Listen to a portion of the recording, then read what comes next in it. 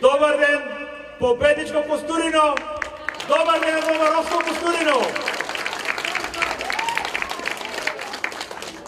Milo mi je što je gledam i možem da je pozdravim во ова предизборие, кога очекуваме двојна победа на ВМРО-ДПМН, што значи победа за Македонија, победа за нашата толку посакувана држава.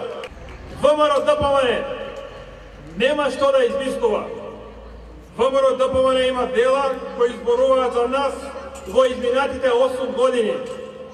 Зголемени плати и пензии, подобрена социјална политика, зголемени субвенции, зголемено производство и инвестиции. Покрај толку многу зголемувања, имаме и некои намалувања. Намалување на невработеноста, која прв пат досега во плурализмот достигна бројка под 30%.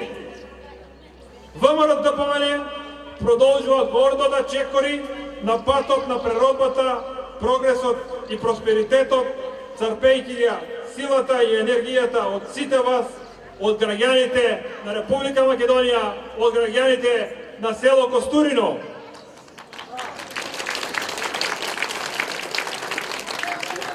Драги пријатели од Костурино, не е случајно што кампањата за парламентарните избори во 4-та изборна единица ја почнуваме токму од овде, од село Костурино, од местото кое што секогаш носело победи за ВМРО-ДПМН. Но не се само победите причина. Причина се луѓето. Кога овде доаѓам, секогаш чувствувам дека доаѓам кај луѓе што се вредни, работливи, скромни, честити домаќини. Она што ние во ВМРО-ДПМН посебно го почитуваме и цениме. Такви луѓе има ВМРО-ДПМН и Костурино е најдобар пример за честни, скромни и работливи луѓе. Затоа сме тука, затоа тука почнуваме.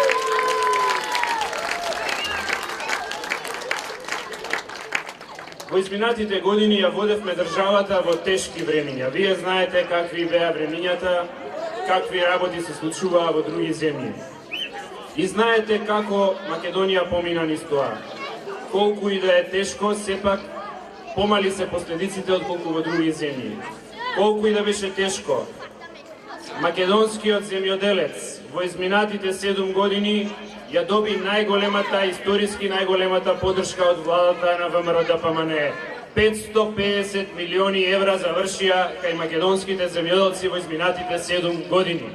Тоа е како ВМРО-ДПМН работи за македонските земјоделци. Но има уште нешто.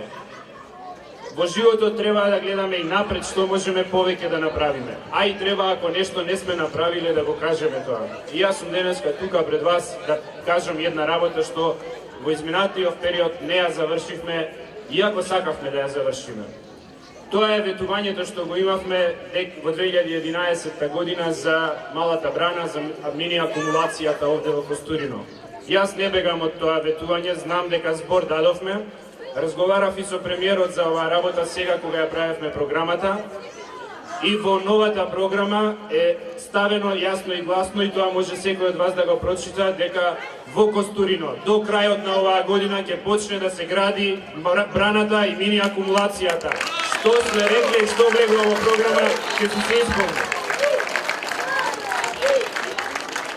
И уште среда, задутре, екипа од Министерството за земјоделие со 6 експерти, кои што се странци, ќе дојдат тука. Јас сега разговарав со министерот за земјоделие и тој ќе дојде, за на терен да ја проверат состојбата, да видат дали проектот што досега ние работевме на ова, значи ја спремаме проектната документација, проектот го правиме.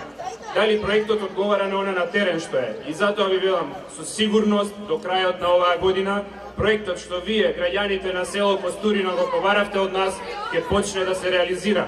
Ние тоа што го ветуваме ќе го реализираме. Може би некојаш ќе задоцниме, но никогаш нема да не го исполниме ветената.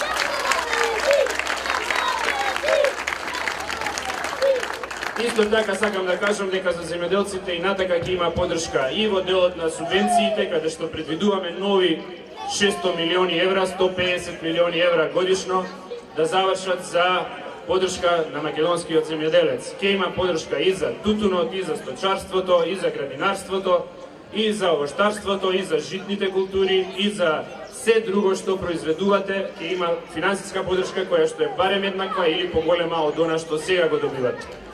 Како што кажав, освен финансиската поддршка за земјоделците е битно и да поевтини сточната храна. Едно од барањата на земјоделците ширум Македонија беше до нас да поевтини сточната храна и да се намали данокот за сточна храна. И ние во новата програма ставивме намалување на ДДВ-то од 18 на 5% за сточна храна, за да може по-ефтино да се набавува сточната храна и да се произведува од страна на земјоделците.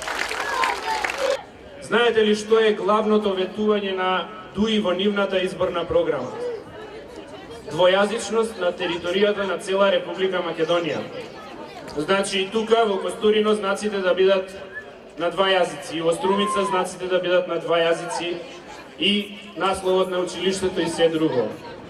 Тоа нема да го дозволиме. Такви уцени кои што не се базирани на Охридскиот рамковен договор, ВМРО ДПМН не прифаќа и народот не прифаќа.